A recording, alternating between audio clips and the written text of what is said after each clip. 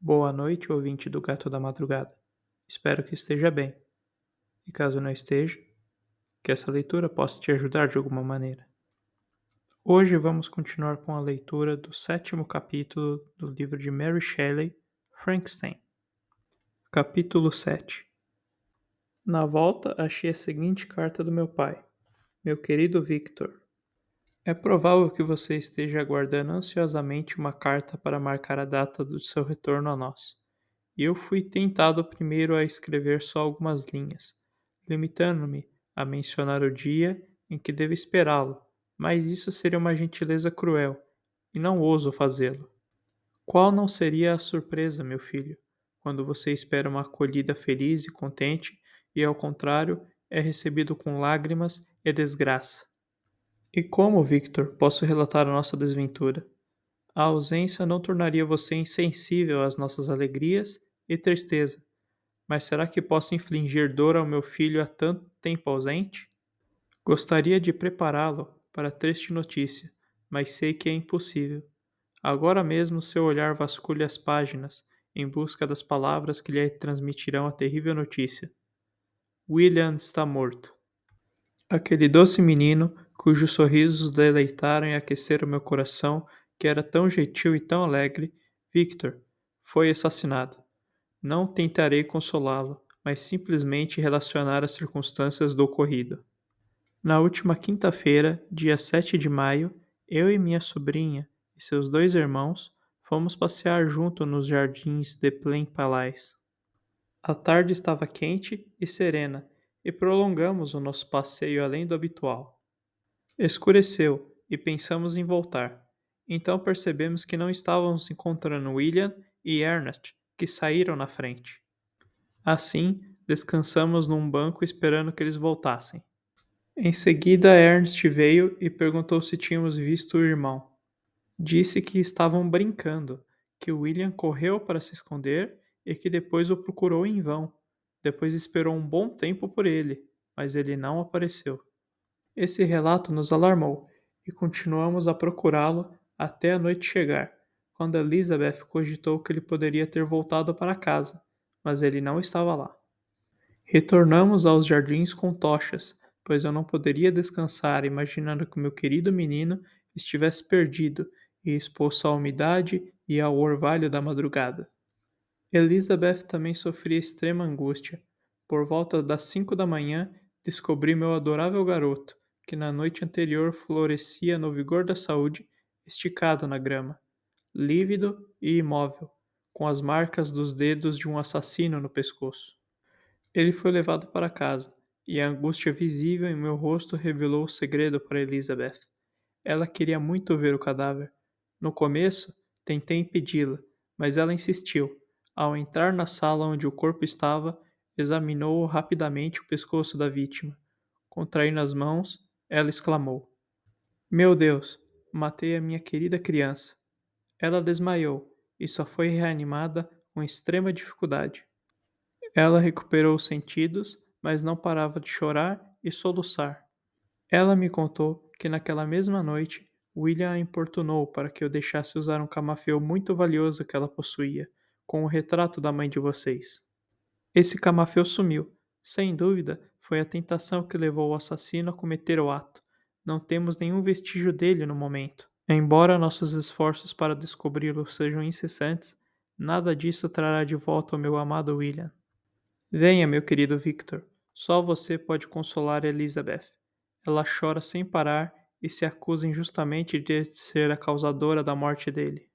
As palavras dela dilaceram meu coração. Estamos todos infelizes. Meu filho, não seria esse um motivo adicional para você voltar a ser o nosso consolador? Sua querida mãe, Victor. Infelizmente, agora posso dizer: graças a Deus não viveu para testemunhar a morte cruel e desgraçada de nosso querido filho caçula. Venha, Victor. Não nutrimos pensamentos de vingança contra o assassino, mas sentimentos de paz e gentileza, que curam, em vez de infectar as feridas de nossa mente. Entre na casa enlutada, meu querido, trazendo bondade e carinho para os que o amam, e sem ódio para com os inimigos. O seu afetuoso e aflito pai. Alphonse Frankenstein. Genebra, 12 de maio de 1700. Clerval, que observava meu semblante ao ler essa carta, ficou surpreso de ver o desespero que sucedeu à alegria inicial que eu expressava por receber notícias de meus entes queridos. Atirei a carta sobre a mesa e cobri o rosto com as mãos. Meu caro Frankenstein, exclamou Henry, quando me viu chorando amargurado. Você está sempre infeliz? Meu caro amigo, o que aconteceu? Acenei para que ele pegasse a carta, enquanto passei a andar para cima e para baixo na sala, extremamente agitado. Lágrimas também brotaram dos olhos de Clerval ao ler o relato de meu infortúnio. Não tenho como lhe oferecer consolo, meu amigo, ele disse. Sua tragédia é irreparável. O que pretende fazer? Partir imediatamente para Genebra. Venha comigo, Henry. Vamos arranjar uns cavalos.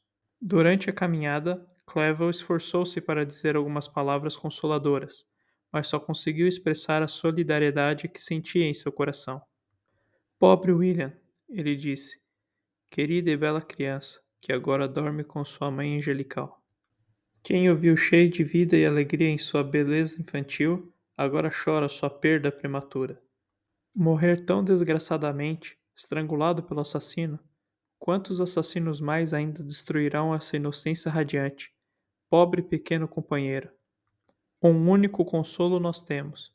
Os amigos lamentam e choram, mas ele descansa em paz. A dor acabou. O sofrimento dele teve um fim para sempre. A relva cobre o seu meigo corpo, e ele não conhece a dor. Não mais será motivo de piedade. Isso está reservado para os infelizes que sobrevivem. Clerval assim falava enquanto nos apressávamos pelas ruas. Suas palavras incutiram-se na minha mente, e depois me lembrei delas na solidão. Mas então, quando os cavalos chegaram, entrei apressado em um cabriolé e me despedi de meu amigo. A viagem foi muito melancólica. A princípio, eu queria me apressar, pois desejava consolar e me solidarizar com os meus entes amados e entristecidos. Mas quando me aproximei da minha cidade natal, relaxei a marcha. Eu mal conseguia aguentar a enorme quantidade de sentimentos que se acumulavam na minha mente. Passei por paisagens familiares da juventude, que não via fazia quase 6 anos. Como tudo mudou nesse tempo. Foi uma mudança repentina e desoladora, mas milhares de pequenas circunstâncias gradualmente devem ter contribuído para outras alterações, que, embora fossem feitas com mais tranquilidade, não foram menos decisivas. O medo venceu. Eu não me atrevia a avançar, temendo inúmeros males sem nome, que me faziam tremer, embora não fosse incapaz de defini-los. Permaneci 2 dias em Lausanne, nesse doloroso estado de espírito. Contemplei o lago. As águas eram plácidas e tudo ao redor era calmo. As montanhas nevadas, os palácios da natureza, não haviam mudado. Aos poucos, a calma e o panorama celestial me restauraram e prossegui na viagem rumo a Genebra. A estrada corria ao lado do lago, que se tornava mais estreito quanto mais eu me aproximava da minha cidade natal. Descortinei com maior clareza as vertentes negras do Jura e a cúpula brilhante de Mont Blanc. Chorei feito uma criança. Montanhas queridas, meu próprio belo lago, que maneira incrível de dar as boas-vindas a esse indivíduo errante. Seus cumes estão límpidos, o céu e o lago são azuis plácidos. Será que é para prenunciar a paz ou para zombar da minha infelicidade? Temo, meu amigo, que eu me torne maçante por tratar dessas circunstâncias preliminares, mas eram dias de felicidade comparativa, nos quais penso com muito prazer. Era meu país, o meu amado país. Que outra pessoa senão um nativo poderia falar do prazer que sente sempre ao ver esses córregos, essas montanhas e, acima de tudo, esse lago encantador? Porém, quando me aproximei de casa, a tristeza e o medo voltaram a me assolar. A noite também chegou, e com mal podia ver as montanhas na escuridão, eu me senti ainda mais soturno. A cena parecia um vasto e sutil palco de maldade, e previ obscuramente que estava predestinado a me tornar o mais desgraçado dos seres humanos. Infelizmente, Profetizei a verdade. Falhei apenas numa única circunstância, já que em toda a desgraça que imaginava e temia, não concebia a centésima parte da angústia que eu estava destinado a suportar. A escuridão era total quando cheguei nos arredores de Genebra. Os portões da cidade estavam fechados e fui obrigado a passar a noite em Sharon, uma aldeia distante meia légua da cidade. O céu estava sereno, e como eu não conseguia descansar, resolvi visitar o local onde o pobre William fora assassinado. Como não pude atravessar a cidade, fui obrigado a atravessar o lago de barco para chegar a Plain Palais. Durante essa curta viagem, vi os relâmpagos representando as figuras mais belas do cume de Mont Blanc. A tempestade parecia se aproximar rapidamente. Ao desembarcar, subi num monte baixo, para poder observar a progressão do tempo, que avançava no céu nublado. Logo, comecei a sentir as gotas enormes caírem lentamente, e em seguida, a chuva ganhou força depressa. Desci do local onde estava e caminhei, embora a escuridão e a tempestade aumentassem a cada instante e a cada passo, e os trovões explodissem com estrondos ensurdecedores sobre minha cabeça, ecoando desde o Monte Saleve, o maciço de Jura e os Alpes da Saboia. Relâmpagos fumegantes deslumbravam os meus olhos e iluminavam o lago, fazendo-o parecer uma vasta lâmina de fogo. Então, por um instante, tudo desaparecia no negrume, até que o olho se recuperasse do clarão anterior.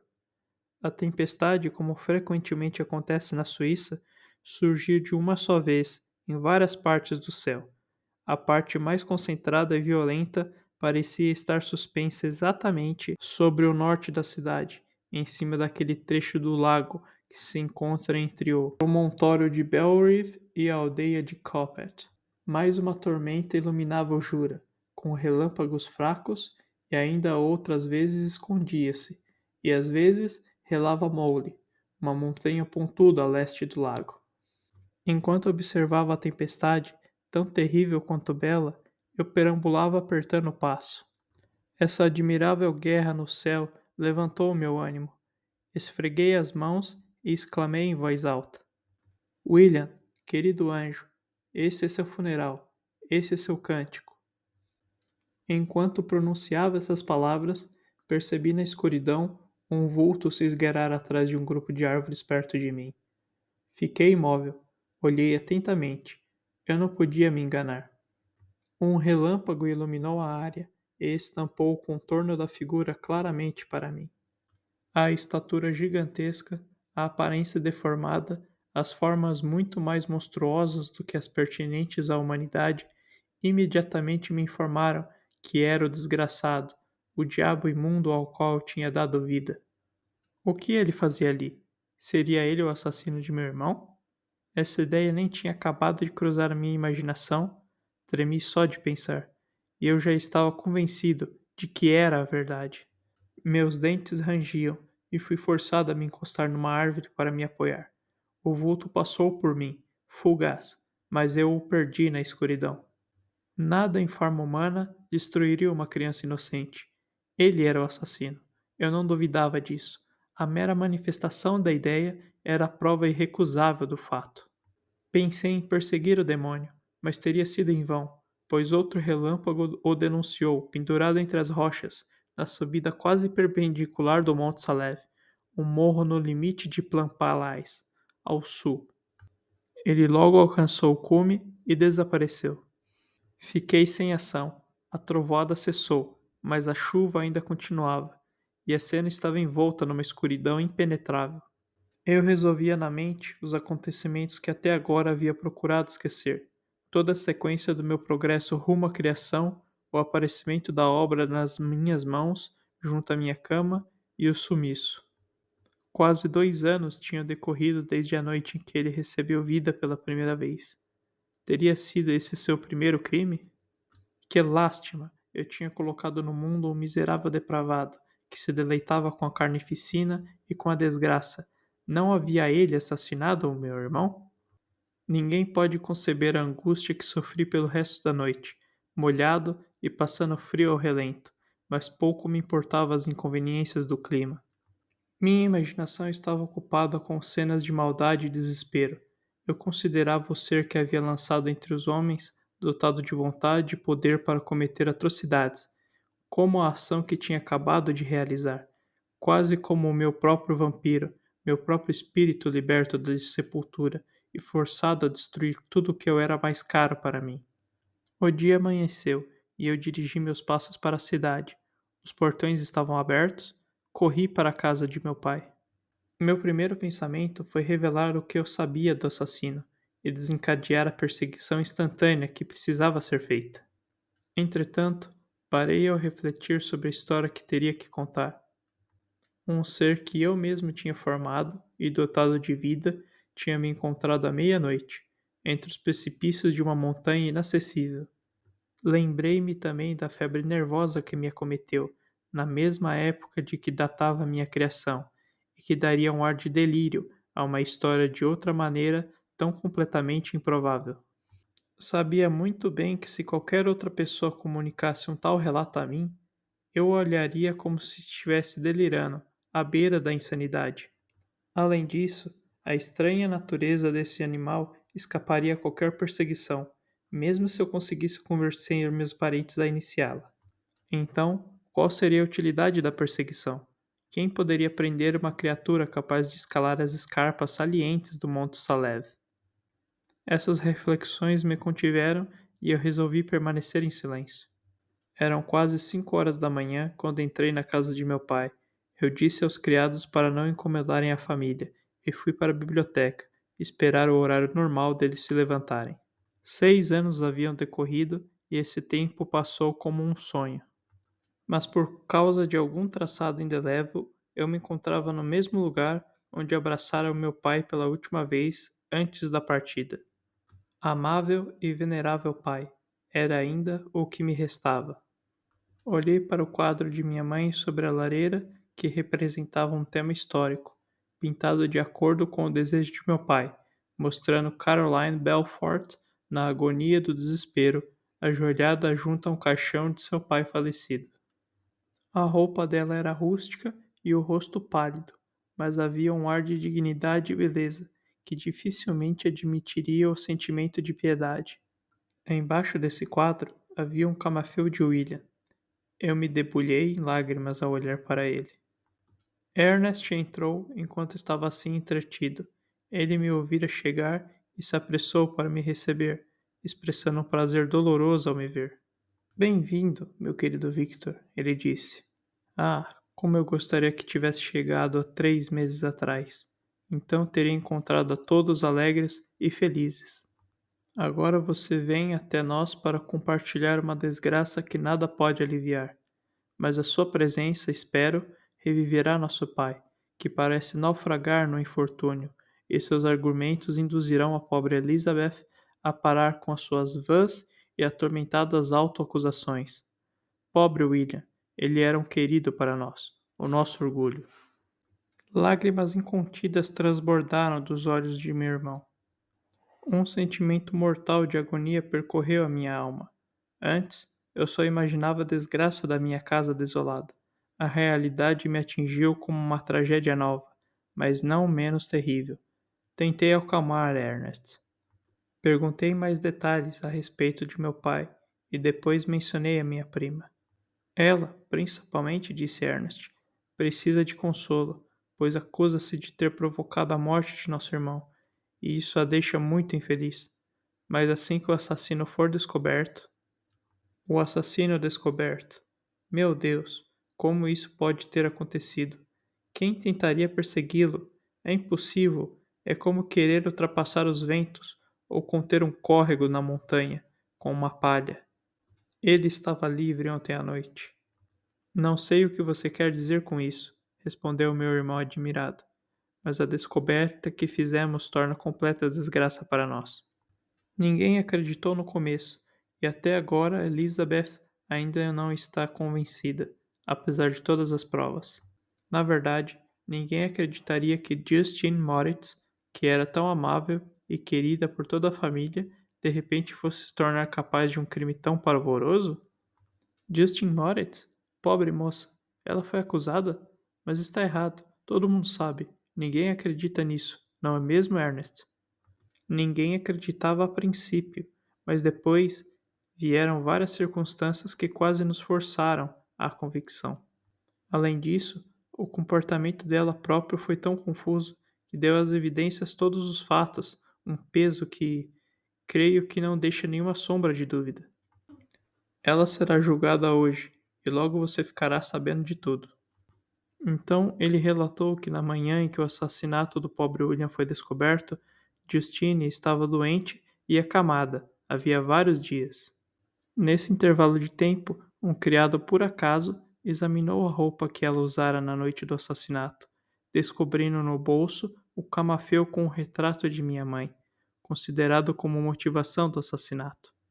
O criado imediatamente mostrou a outro, que sem dizer uma palavra sequer a alguém da família, foi ao juiz.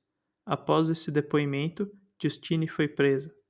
Ao ser acusada do fato, a pobre menina confirmou a suspeita, em grande medida pela extrema confusão de seus modos. A história era muito mais estranha, mas não abalou a minha fé, então eu respondi sinceramente: vocês todos estão enganados. Eu sei quem é o assassino.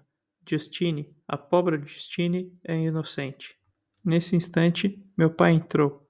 Vi a infelicidade profundamente estampada em seu rosto, mas ele se esforçou para me receber com alegria. E depois de trocarmos uma triste saudação, passaria a tratar de outros assuntos, que não fossem a nossa tragédia, se Ernest não tivesse exclamado: meu Deus, pai, Victor diz saber quem é o assassino do pobre William. Nós também, infelizmente, respondeu meu pai, porque de fato para mim teria sido melhor ficar sem saber para sempre, do que descobrir tanta depravação e tanta ingratidão em alguém que eu valorizava em tão alto grau. Meu querido pai, o senhor está enganado. Justine é inocente.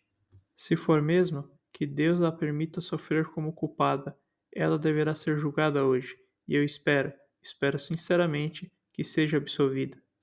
Essa fala me acalmou, e eu estava firmemente convencido, em minha própria mente, de que Justine e, de fato, qualquer outro ser humano eram inocentes do caso desse assassinato. Eu tinha medo, porém, de que qualquer evidência circunstancial pudesse ser apresentada com força suficiente para condená-la. Minha história não era para ser anunciada publicamente, pois seu espantoso horror seria visto como loucura pelo povo. Será que, exceto eu, o Criador, alguém realmente acreditaria, a menos que seus sentidos o convencessem, na existência do monumento vivo da presunção e da ignorância precipitada que eu deixaria solto no mundo?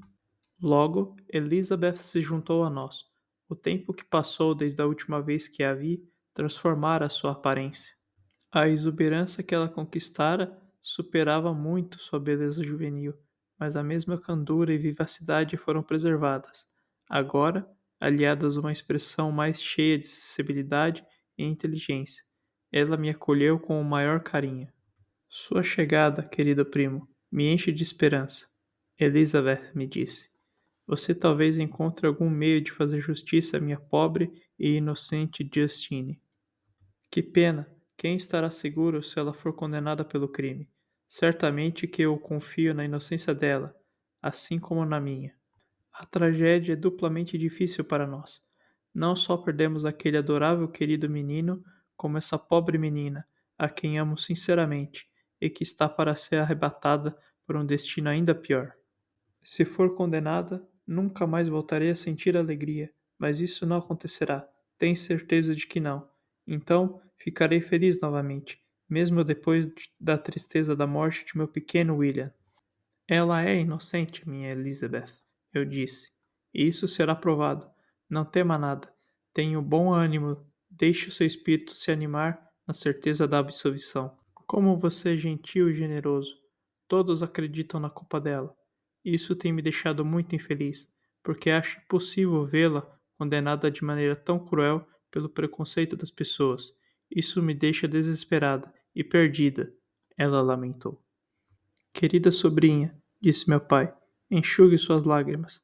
Se, como você acredita, ela for inocente, confie na justiça de nossas leis e na minha atuação para impedir a menor sombra de parcialidade. Obrigado por ouvir até o final. Curta e compartilhe para apoiar essa iniciativa.